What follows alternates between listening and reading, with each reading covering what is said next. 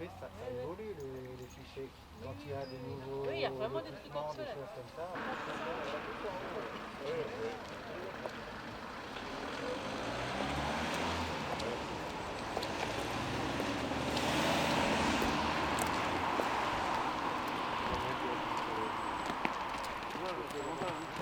Du coup, t'as monté un peu ton micro, tu vois. Justement, c'est ça, voilà. Ouais, en disant que la même ligne, ça, le Ginette, elle se met là. Par contre, C'était il y a un siècle. Le 10 novembre 1920, la Grande Guerre est achevée depuis 2 ans. Dans la citadelle de Verdun, Auguste Tin, soldat de 2e classe et pupille de la nation, dépose un bouquet d'œillets blancs et rouges sur le cercueil d'un soldat. Un parmi tous les combattants des Flandres, de l'Ardois, de la Somme, du Chemin des Dames, de Lorraine, de la Meuse. Un de ces braves. Un des poilus qui participa à une interminable guerre. Un de ces Français qui œuvra à la tâche incommensurable de la victoire. Un parmi des milliers qui est devenu le soldat inconnu. Le 11 novembre 1920, le peuple de France l'accompagne solennellement sous les voûtes de l'Arc de Triomphe. La patrie, reconnaissance et unanime, s'incline respectueusement devant son cercueil en saluant la mémoire de tous les soldats morts sous le drapeau tricolore. Quelques mois plus tard, il était inhumé. Depuis 1923, la flamme du souvenir veille, nuit et jour, sur la tombe.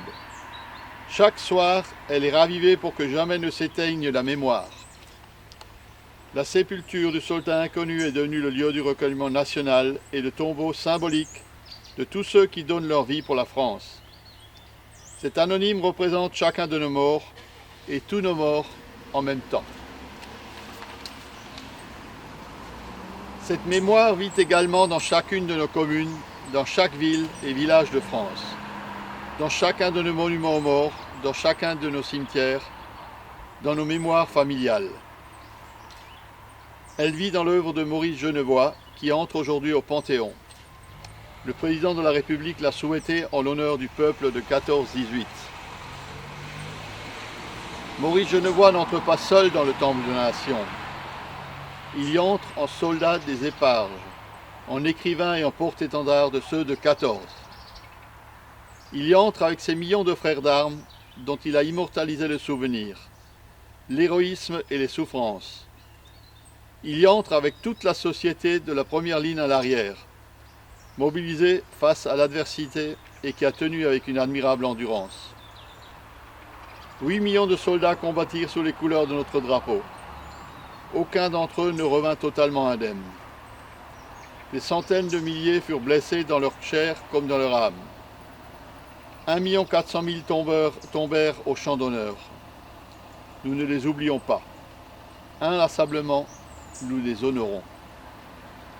Chaque 11 novembre, la nation rend également un hommage solennel à tous les morts pour la France, ceux d'hier et ceux d'aujourd'hui. Chaque année, nous rappelons leurs noms. Chaque 11 novembre est un moment d'unité nationale et de cohésion autour de ceux qui donnent leur vie pour la France, de ceux qui la servent avec dévouement et courage. En ces instants, au souvenir des événements passés et aux prises avec les épreuves de notre temps, nous nous rappelons que c'est tout un peuple uni et solidaire qui fit la guerre, qui la supporta et en triompha. Je vais vous lire la liste des morts pour la France. Chef de bataillon Clément Frison-Roche, 5e régiment d'hélicoptères de combat, mort pour la France. Chef de bataillon Benjamin Gireux, 5e régiment d'hélicoptères de combat, mort pour la France. Chef d'escadron Nicolas Mégard, 5e régiment d'hélicoptères de combat, mort pour la France. Capitaine Pierre-Emmanuel Bockel, 5e régiment d'hélicoptères de combat, mort pour la France. Capitaine Alex Maurice, 5e régiment d'hélicoptères de combat, mort pour la France. Major Julien Carrette, 5e régiment d'hélicoptères de combat, mort pour la France. Maréchal des logis Romain Salle de Saint-Paul, 5e régiment d'hélicoptères de combat, mort pour la France. Chef d'escadron Romain Chaumel de Jarnieux, 4e régiment de chasseurs, mort pour la France. Adjudant Alexandre Protin, 4e régiment de chasseurs, mort pour la France. Maréchal des logis-chefs Valentin Duval, 4e régiment de chasseurs, mort pour la France. Maréchal des logis-chefs Antoine Serre, 4e régiment de chasseurs, mort pour la France.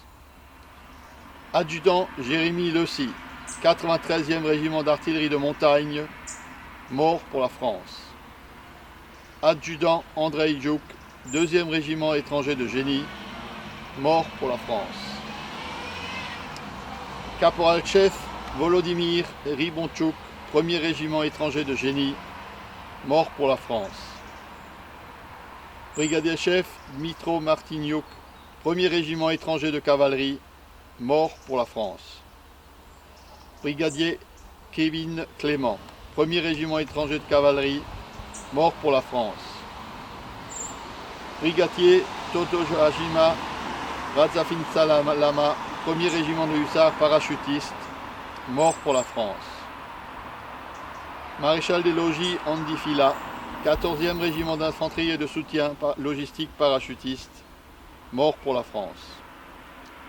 Maréchal des logis, 1er régiment de hussards parachutistes, son nom n'est pas cité, c'est juste les initiales ST, mort pour la France. Brigadier Arnaud Volpe, 1er régiment de hussards parachutistes, mort pour la France.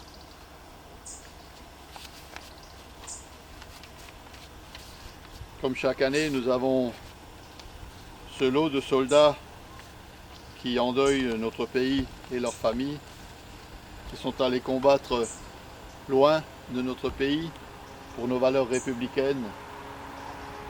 Et malheureusement, il faut constater que nous sommes loin d'avoir un monde apaisé. Nous sommes loin de la tyrannie. Nous sommes loin de l'obscurantisme. Nous sommes loin du fanatisme. Regardez cette guerre au Haut-Karabakh qui se termine aujourd'hui par un armistice tout à fait improbable parce que les combats durent depuis de nombreuses années d'une manière larvée, se sont arrêtés parce qu'une grande puissance, la Russie pour ne pas la nommer, a décidé d'y mettre un terme, mais elle y met un terme sous certaines conditions. Et ces conditions, vous les connaissez toutes et tous, c'est de mettre le poids de sa puissance sur un peuple qu'on opprime. Ces oppressions que l'on retrouve un peu partout sur notre planète sont absolument insupportables. Nous retrouvons une autre forme de guerre larvée, celle du terrorisme. La France en a subi de lourdes conséquences cette année. Et malheureusement, ce n'est pas fini. Il faut se poser les véritables questions sur la politique que nous menons dans notre pays et quels sont les moyens que nous pouvons mettre en œuvre pour protéger notre population.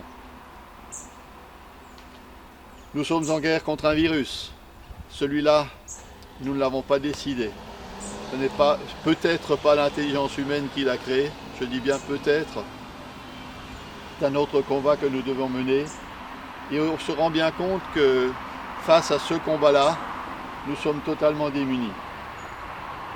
Bien sûr, des recherches sont faites dans ce sens-là, mais je voudrais aujourd'hui également adresser un message d'amitié et de soutien à tous nos soignants, à tout le personnel qui travaille malgré les conditions difficiles, à notre personnel communal.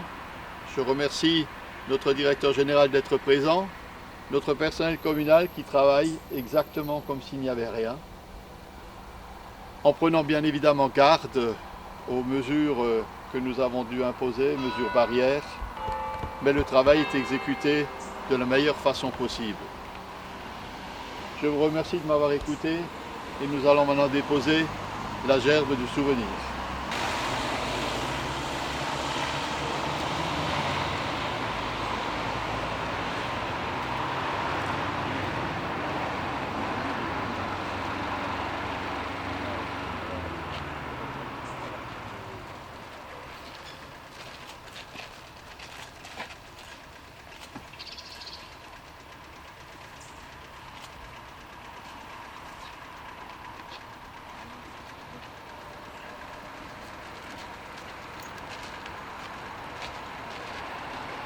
moment de recueillement.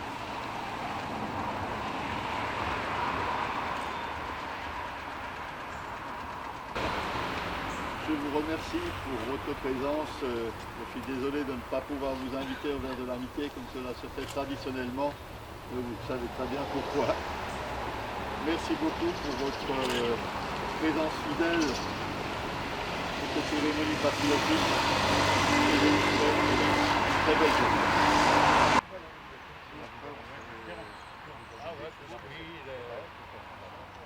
Ah oui, ben alors c'est bon, là. Ouais, ouais. Moi je t'envoie peut-être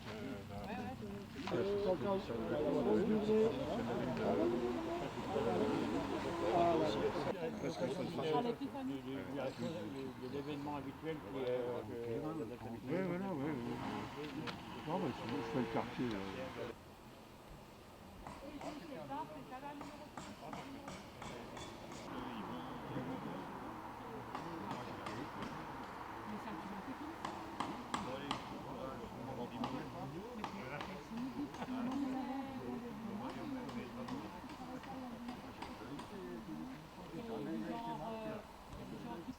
Là, c'est parfait, ouais. Mais disons, il y a à peu près 20 nouvelles places. Michel Muret, oui, il a dit à la classe. C'est vrai, ça vient de vraiment.